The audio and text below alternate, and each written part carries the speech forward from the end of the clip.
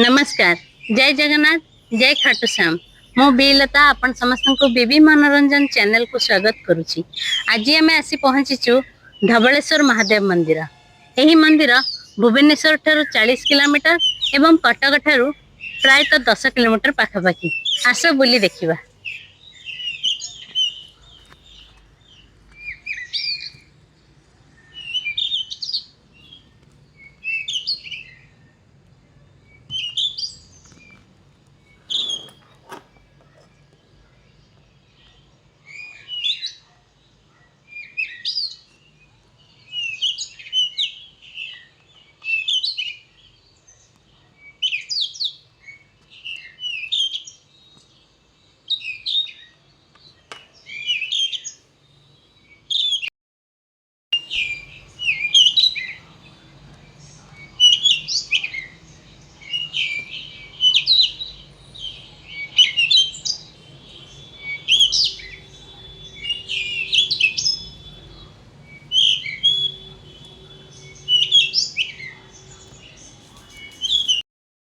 ओम नमः शिवाय, ओम नमः शिवाय, हरे हरे भोले नमः शिवाय, नमः शिवाय, ओम नमः शिवाय, हरे हरे भोले नमः शिवाय। रामेश्वराय शिव रामेश्वराय, हर हर भोले नमः शिवाय।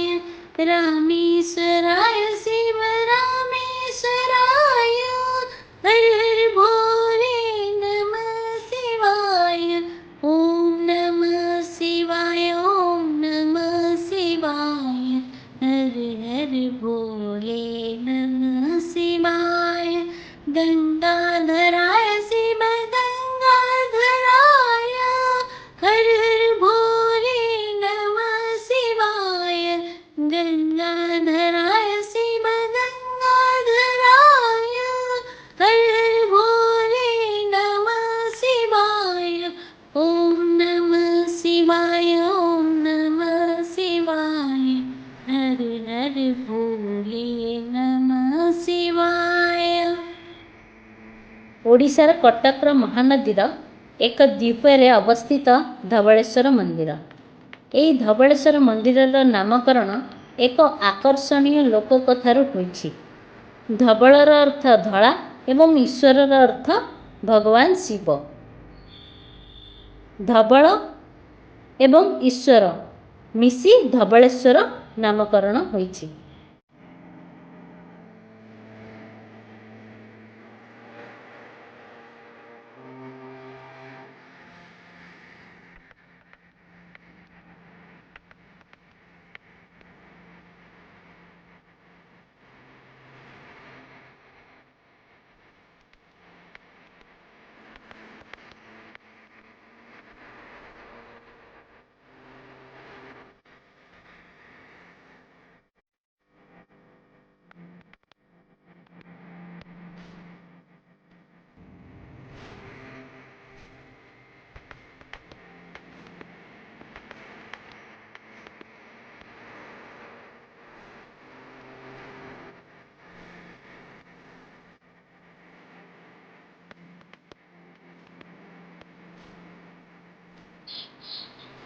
धवलेश्वर महाप्रभुंकर अपार महिमा। तांको महिमा कहले न सरे। गोटे थर यही ग्रामर गोटे व्यक्ति से कला गाई चोरी करके नहीं जाउथिले। ग्रामवासी द्वारा धरा पड़िथिले। तांको जेतेबेले धरिकी पचारिले तमे आम कला गाई चोरी करके नहींच से कहले नहीं तो ना ये मंदिर रे तू रखीछु। सेठु कहले देखंतु। ग्रामवासी तार मंदिर भितरे पसी देखिले से कला गाई धला गाई ही बाहरला। से दिन ठारू ठाकुरंकु धवलेश्वर बोली कुआ जाउछि। धवलेश्वर महादेव।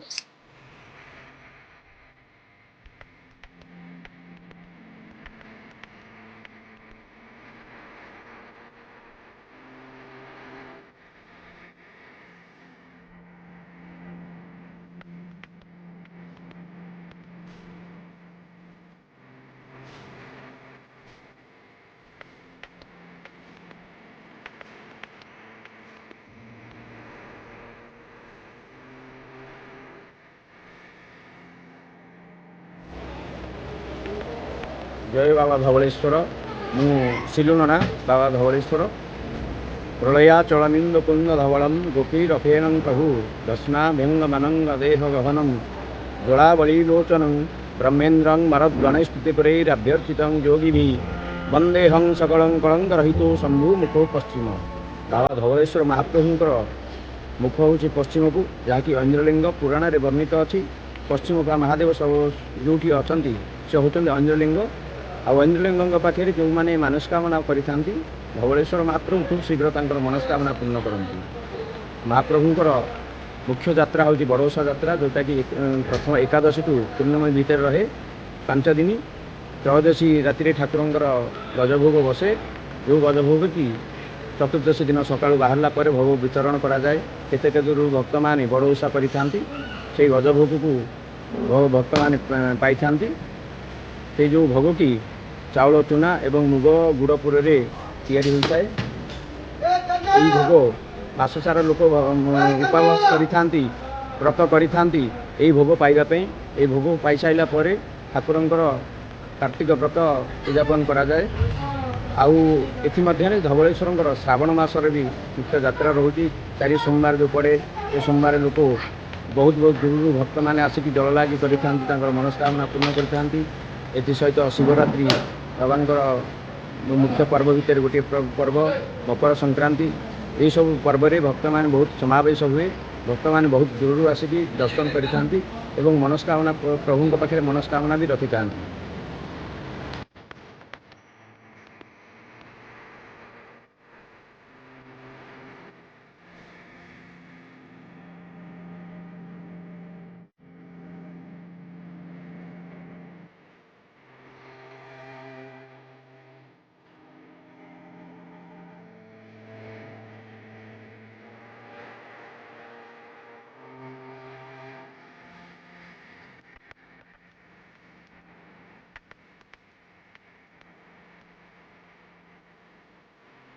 धवलेश्वर भोर 5टारू मंदिर खोल जाए। ठाकुरंकर स्नान सरला मंगल आरती भोग कराए। मंगल आरती गला भोग हो सारापर भक्त मान को दर्शन कर अनुमति मिलता है। यही मंगल आरती भोग खेचड़ी भोग कराए सहित कुकुड़ा बल्लभ भी भोग कराए।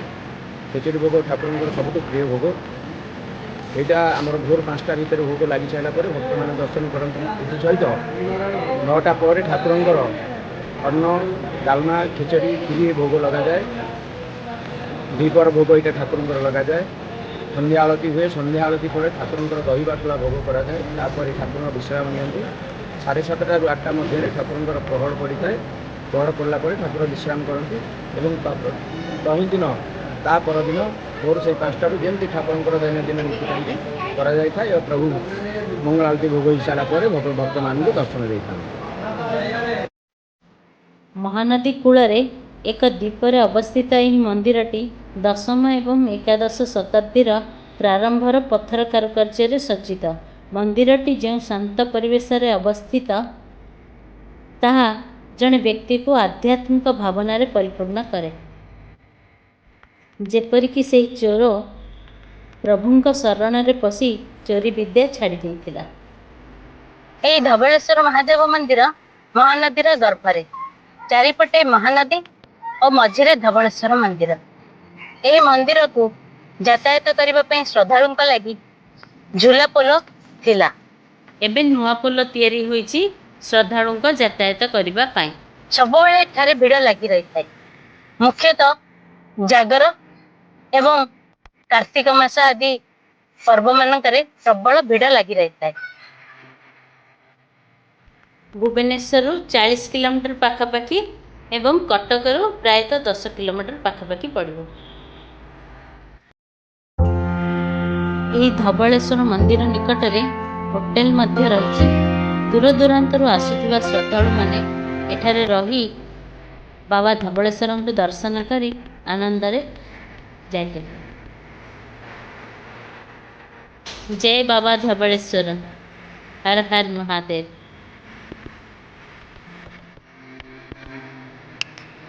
आपण मानक आमर वीडियो किपरि लागिला कमेंट बॉक्स रे लिखि जणाइबे।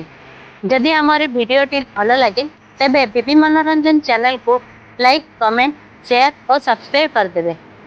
यहीपरि नुआ नुआ वीडियो पाइबा पई नोटिफिकेशन पई बेल आइकन दबाई देवे। नमस्कार, जय जगन्नाथ।